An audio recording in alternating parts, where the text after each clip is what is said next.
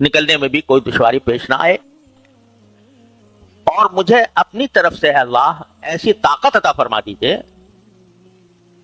کہ جس کے ساتھ آپ کی مدد ہو۔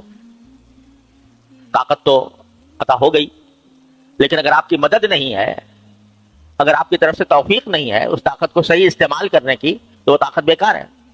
لہذا ایسی طاقت عطا فرمائیے کہ جس کے ساتھ آپ کی مدد ہو۔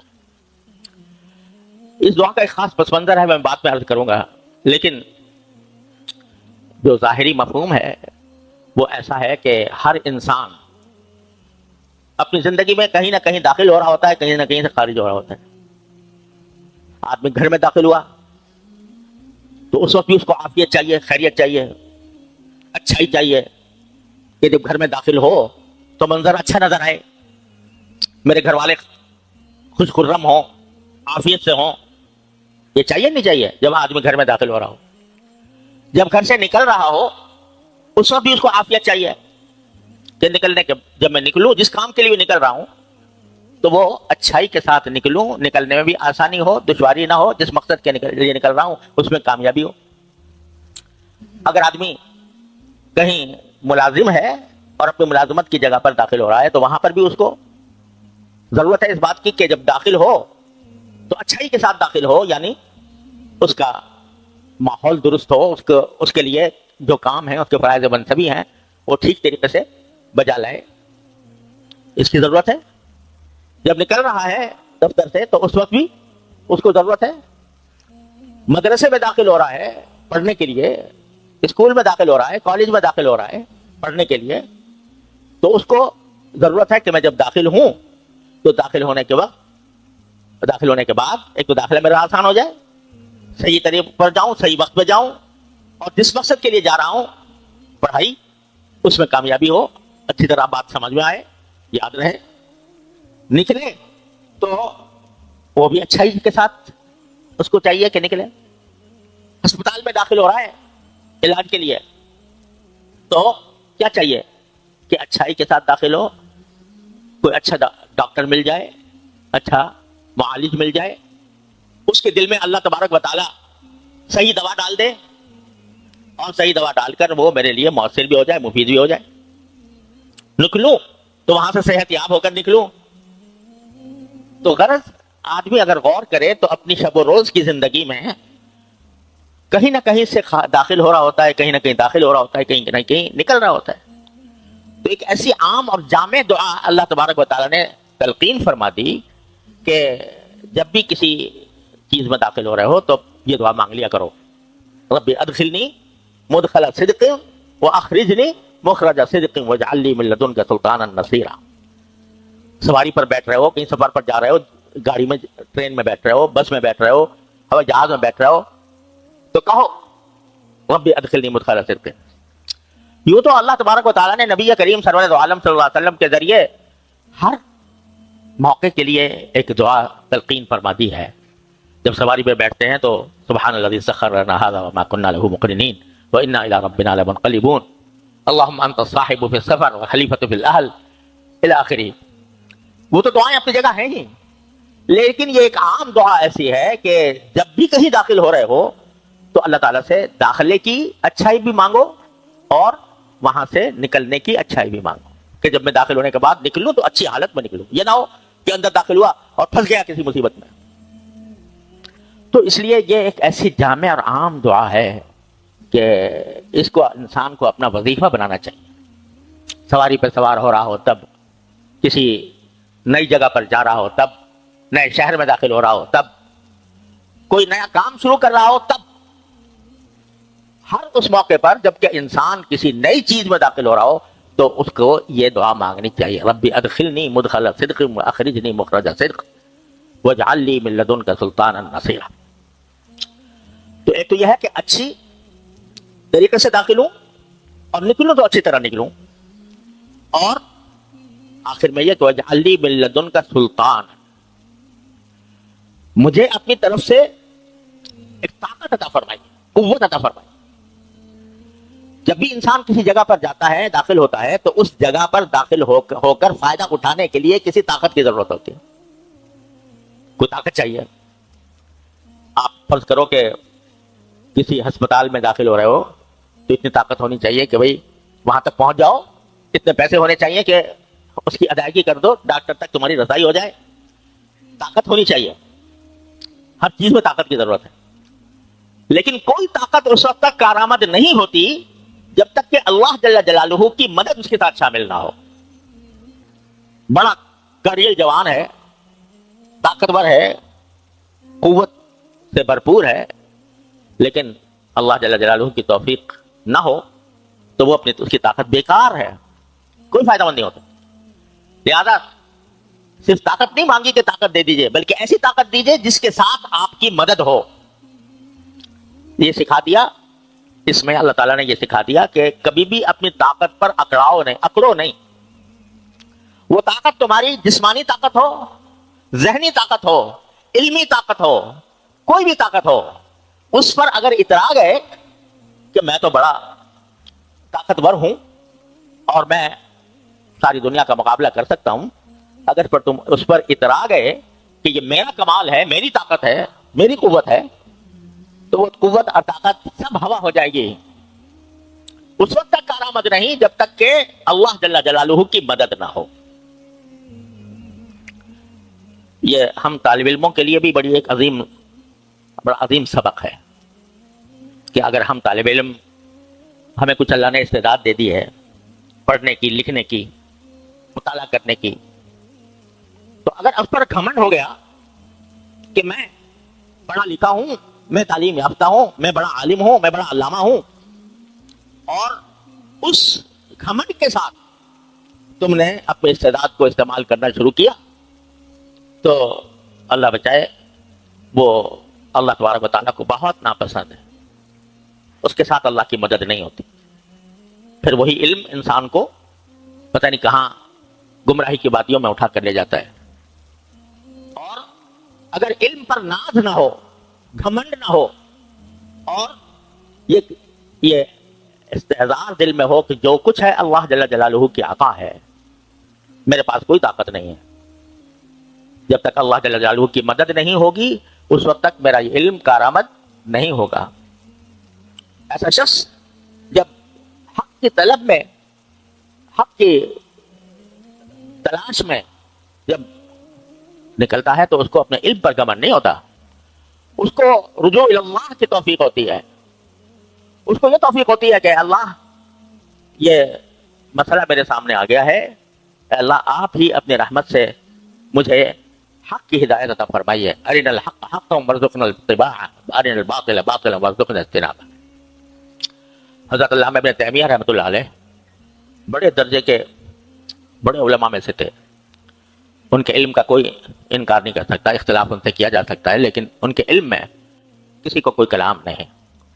حضرت شاہ صاحب کی بارے میں نے اپنے والد ماجد رحمۃ اللہ علیہ سنا، حضرت علامہ انور شاہ صاحب کشمیر رحمۃ اللہ علیہ سے، کہ اتنا اونچا مقام ہے ان کا علم میں کہ اگر کوئی اس کی طرف اٹھا کر دیکھے ٹوپی گر جائے. یہ فرماتے تھے کتنا بڑا علامہ. لیکن جب کسی مسئلے کی تحقیق کی ضرورت ہوتی تو پہلے یہ پڑھتے تھے کہ اللہم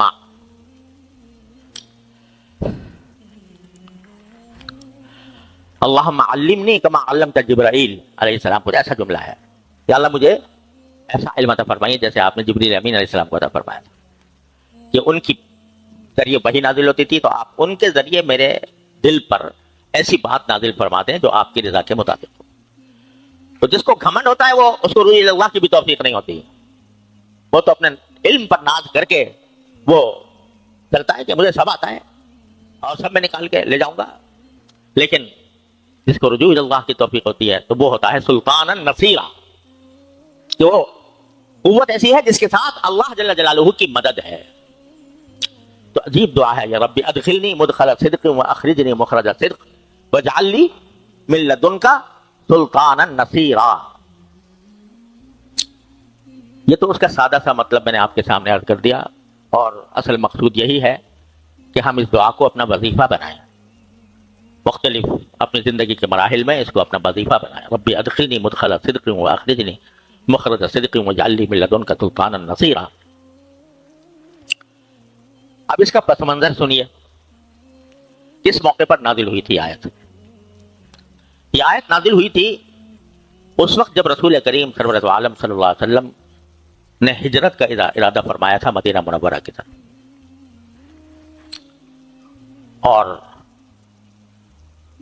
اللہ اکبر کبیرہ، نبی کریم صلی اللہ علیہ وسلم کو ہجرت کا حکم ملا تھا، اجازت ملی تھی، اس وقت یہ آیت نازل ہوئی تھی۔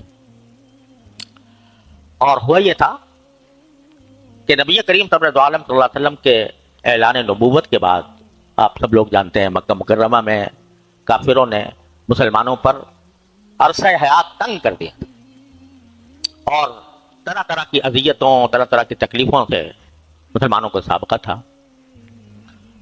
اس قدر مجبور ہو گئے تھے کہ اب مکے میں رہنا ان کے لیے بہت مشکل ہو گیا تھا۔ تو رسول کریم صلی اللہ علیہ وسلم نے اپنے صحابہ کرام کو ہجرت کی اجازت دی تھی۔ بہت سے صحابہ کرام حبشہ ہجرت کر کے چلے گئے۔ پھر بعد میں جب مدینے کے لوگوں سے رسول کریم صلی اللہ علیہ وسلم کا معاہدہ ہو گیا تو صحابہ کرام مدینہ منورہ کی طرف ہجرت کرنے لگے۔ بہت بڑی تعداد صحابہ کرام کی مدینہ منورہ ہجرت کر گئے۔ ایک ایک کر کے بڑے بڑے صحابہ رسول کریم صلی اللہ علیہ وسلم کی اجازت سے ہجرت کر رہے تھے مدینہ منورہ کی طرف۔ تو اب کفار قریش کو جو آپ کے دشمن تھے یہ خیال ہوا کہ آپ کے صحابہ تو ایک ایک کر کے مکہ مکرمہ چھوڑ کر جا رہے ہیں، مکہ خالی ہو رہا ہے مسلمانوں سے، اور ظاہر یہ ہے کہ اب کچھ عرصے کے بعد رسول اللہ صلی اللہ علیہ وسلم بھی یہاں سے تشریف لے جائیں گے۔ تو انہوں نے ایک مجلس شورا بنائی، مشورہ کیا آپس میں کہ کیا کیا جائے۔ ان کی ایک مجلس ہوا کرتی تھی، دار الندوہ کہلاتی تھی، اور وہ آج کل جو حرم شریف کا جو حتیم والا حصہ ہے، یہاں حتیم ہے، میزاب رحمت ہے، اس کے بالکل سامنے ایک جگہ وہ جمع ہوا کرتے تھے، اس کو دار الندوہ کہتے تھے۔ وہاں سب کو جمع کیا اور مشورہ یہ کیا کہ محمد رسول اللہ صلی اللہ علیہ وسلم تو شاید اب نکل کے چلے جائیں، اور ان کا حال یہ ہے کہ جہاں بھی جاتے ہیں لوگ ان کے پیچھے پیچھے ہو لیتے ہیں، تو ان کا معاملہ دن بدن آگے بڑھے گا، تو اب بتاؤ کیا کرنا چاہیے۔ تو کسی نے کہا کہ ان کو گرفتار کر لیں،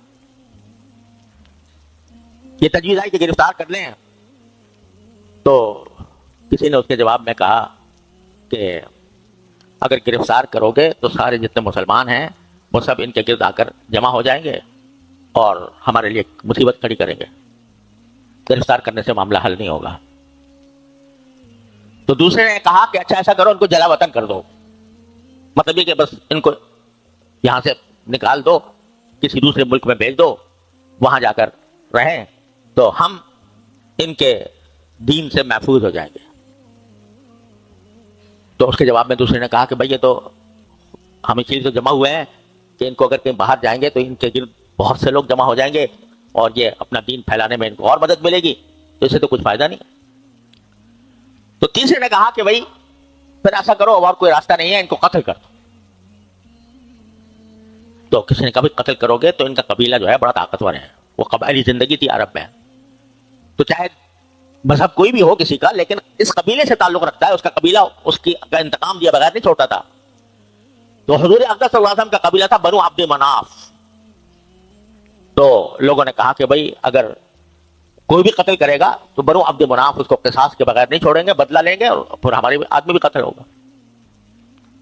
تو چوتھے نمبر پر ایک شخص نے کہا، جس کے بارے میں بعض روایات میں یہ آتا ہے کہ وہ شیطان تھا، ابلیس، جو کسی نجدی شخص کے بھیس میں اس مجلس کے اندر موجود تھا، بعض روایت میں ہے، واللہ اعلم۔ بہرحال اس سے تجویز یہ پیش کی کہ بھائی میں آپ لوگ جتنی بھی باتیں کر رہے ہو اس سے کچھ فائدہ نہیں ہوگا، نہ گرفتار کرنے سے فائدہ ہوگا، نہ جلا وطن کرنے سے ہوگا، نہ تنہا قتل کرنے سے ہوگا۔ ایسا کرو کہ جتنے قبائل ہیں مکے میں ان میں سے ہر ایک قبیلے میں سے ایک ایک نوجوان کو کا انتخاب کرو، اور انتخاب کر کے حلہ بول دو ایک دم سے، جا کر نبی کریم صلی اللہ علیہ وسلم کے اوپر سارے قبائل کے نوجوان مل کر حملہ کریں رسول کریم صلی اللہ علیہ وسلم پر، اور آپ کو معاذ اللہ قتل کر دیں اکٹھے۔ جب قتل کرنے میں اتنے سارے قبیلے داخل ہوں گے تو بنو عبد مناف کس کس سے قصاص لیں گے، کس کس کا انتقام لیں گے؟ لہذا جب اکٹھے قتل ہوں گے، قتل کیے جائیں گے، تو بنو عبد مناف میں یہ طاقت نہیں ہوگی کہ وہ سب سے قصاص لیں۔ تو یہ تجویز جو ہے سب لوگوں کو بڑی پسند آئی کہ بھائی پھر ایسے ہی کرو۔ جتنے قبیلے تھے ان میں سے ایک ایک نوجوان کو لیا گیا، اور بڑے بڑے سردار جو تھے وہ بھی ساتھ شامل ہوئے۔ ابو جہل بھی تھا اس میں، امیہ بن خلف بھی تھا، وغیرہ وغیرہ بہت سے سردار تھے۔ انہوں نے کہا پھر آج ہم رات کے وقت میں یہ کام کریں گے کہ آپ کے گھر کا محاصرہ کر کے پھر ہم آپ کو قتل کریں گے۔ نبی کریم سرورت عالم صلی اللہ علیہ وسلم گھر میں رات کو تشریف لے گئے تو دیکھا کہ چاروں طرف سے محاصرہ ہوا ہے کافروں کا۔ تو آپ نے پہلا کام یہ کیا کہ حضرت علی رضی اللہ تعالیٰ عنہ کو بلایا، اور باوجود ہے کہ لوگ رسول کریم صلی اللہ علیہ وسلم کے دشمن تھے مگر آپ کو صادق اور امین سب مانتے تھے، لہذا لوگ امانتیں لا لا کر رکھوایا کرتے تھے رسول کریم صلی اللہ علیہ وسلم کے پاس کہ ان سے زیادہ امانتدار کوئی اور ہے نہیں، انہیں کے پاس رکھوائیں، جب ضرورت ہوگی ان سے لے لیں گے۔ تو آپ پر ہجرت سے پہلے یہ بوجھ تھا کہ میں امانتیں اپنے امانتداروں کو پہنچاؤں۔ آپ ذرا اندازہ فرمائیے، کافر ہیں،